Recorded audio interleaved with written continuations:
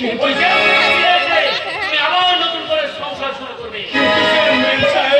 জীবনের শেষ দিন পর্যন্ত আমি তোমার জন্য অপেক্ষা করে থাকবো।